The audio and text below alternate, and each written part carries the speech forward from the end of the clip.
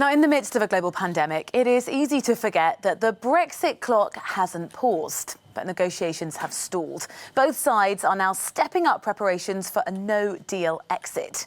Downing Street will publish draft proposals this week to push the process forward.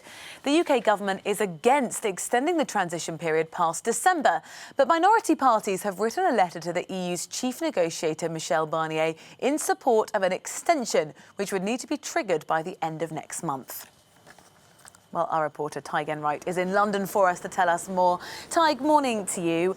So the latest sticking point in negotiations has really been about access to fishing waters. Just give us an update on if progress has been made and if either this draft document from Downing Street or this letter from minority parties is going to make any significant difference.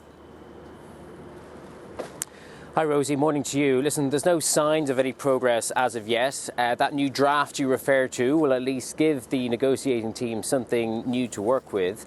I think at this stage, if you want to see progress, what we need is for European leaders to actually have the bandwidth to give Brexit their attention again after it's obviously been consumed by the coronavirus. Certainly that's what we're hearing from sources close to the British negotiating team, that of course the people actually doing the talking can only be flexible or as flexible as their governments allow. And right now, leaders across Europe are, of course, dealing with more pressing antiviral issues. So they need some of their attention if they're going to be able to make a compromise.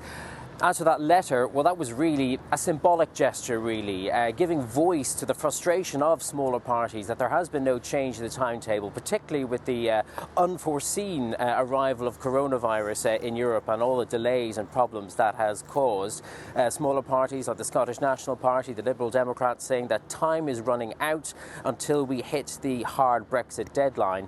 But actually the impact of that, I think, is somewhat weakened by the absence of the main opposition party, the Labour Party. You might have expected them to be a signatory to that letter, but they haven't. Their new leader, Sir Keir Starmer, has adopted more of a wait-and-see approach, saying that he would also like to see the Brexit negotiations wrapped up pretty quickly, and that if the government says it can be done before the end of the year, well then they should give them a chance to do so. Cynics, of course, saying that Labour is simply giving the government the opportunity to fail by the end of the year, not wanting to stick its neck out too much on the Brexit question, which is of course a divisive question even within the Labour Party, and its bet will be that if it comes to a request for a fourth Brexit extension, that Britain might ultimately do so.